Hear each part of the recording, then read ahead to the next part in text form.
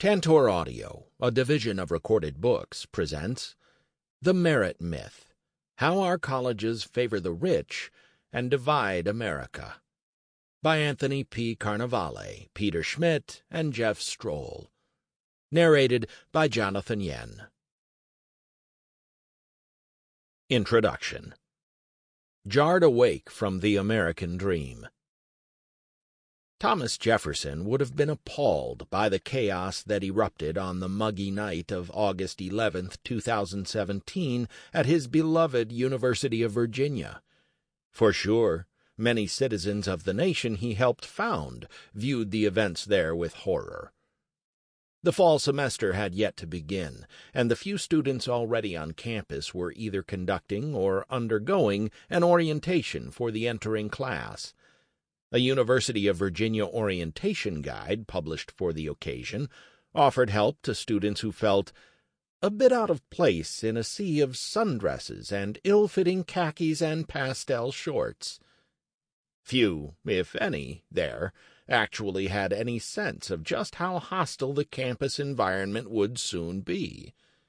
The anti-fascist group It's Going Down had warned on social media of expected trouble, but the university's top administrators remained oblivious.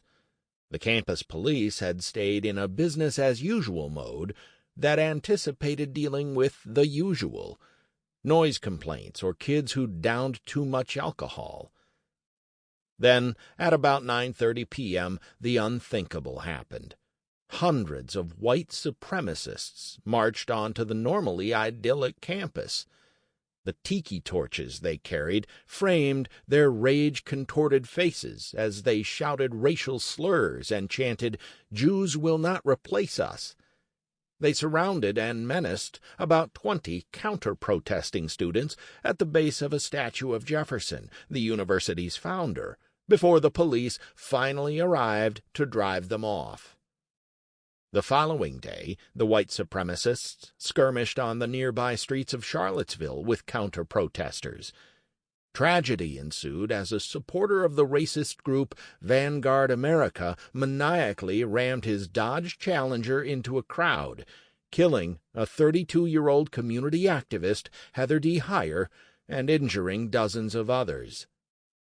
Photographs and videos from that weekend conveyed images that most Americans associate with the rise of the Nazis in 1930s Germany, the Ku Klux Klan's terrorization of the South, or coverage of foreign governments teetering on collapse. Not with the 21st century United States, and definitely not with its universities, which typically espouse civility and seek to be models of inclusion for women and members of minority groups. Yet there could be no denying reality. Hundreds of well-organized neo-fascist thugs had just mounted a disturbing show of force on the campus of a major public university and in the surrounding college town. The orchestrators of that weekend's events included Richard B. Spencer, a 2001 University of Virginia graduate who had gone on to lead the alt-right National Policy Institute, and Jason Kessler, a member of the university's class of 2009. Expressing disbelief, many Americans asked, "Can this actually be happening here? What is this country becoming? Is this really us?" A socially aware University of Virginia professor could have seized a teachable moment and chided them for having failed to pay attention. Had they completely tuned out the 2016 presidential election with its vitriol and racist rhetoric? Had they been oblivious to the headlines and newscasts about social unrest and disruption? Had they ignored the daily torrents of suspicion and hate on Twitter and Facebook? A self-reflective and candid professor, with job protections afforded by tenure, might have dared to suggest the possibility of another teachable moment on how iconic elite colleges such as the University of Virginia had helped to create the conditions for what had just happened there. Yes, Despite lofty mission statements expressing their commitment to advancing the greater good, the University of Virginia and other colleges share some blame for the extremism and social unrest that had just been on display and remain likely to be features of American life for years to come. They are run by, serve, and perpetuate an elite whose members often have seen their self-interests advanced by excluding other segments of the population from political and economic power. Using selective colleges as gatekeepers, that elite has shut large swaths of the American population out of having access to power, opportunity, and wealth. The effect has been to drive people of different ideologies and backgrounds apart rather than bring them together.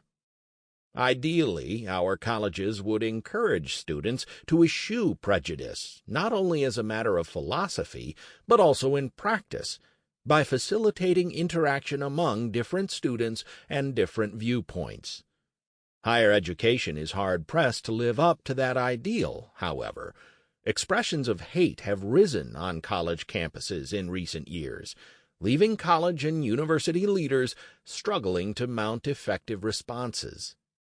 Indeed, instead of being havens of diversity where Americans of all walks of life can learn from one another, many of our colleges and universities have become isolated communities where students and faculty largely interact with those who are like them.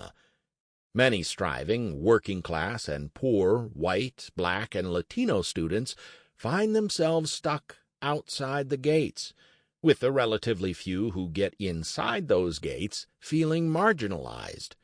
It's understandable if these groups come to see colleges and universities as exclusive clubs focused on fast-tracking the elite to ever higher status.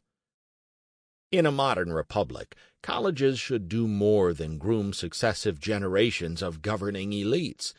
They should prepare student bodies that look like America for participation in a diverse civil society and equip them to reject authoritarian thinking that presumes one race, one faith, one leader, and one way of life. In a modern economy in which 2/3 of jobs require at least some post-secondary education, we rely on our colleges to help young adults achieve financial independence and move up the economic ladder. We count on colleges to provide equal opportunity that fosters the social mobility that allows us the comforting presumption that differences in talent and effort alone are the underlying cause of America's disparities in income and power. In the 21st century, a college education offers the best shot at the American dream.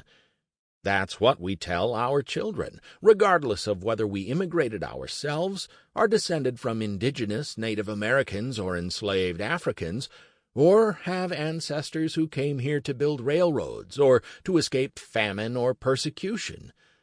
We have entrusted our higher education system with the primary responsibility of providing a path for upward mobility, and see our colleges as indispensable in helping Americans find their way in our economy, culture, and political system. We look to our colleges to validate our beliefs that we're responsible for our own destinies, and that those who are broke or stuck in a lousy job have only themselves to blame. We support our colleges as legitimate social and economic sorting mechanisms because they validate our commitment to individual responsibility and merit.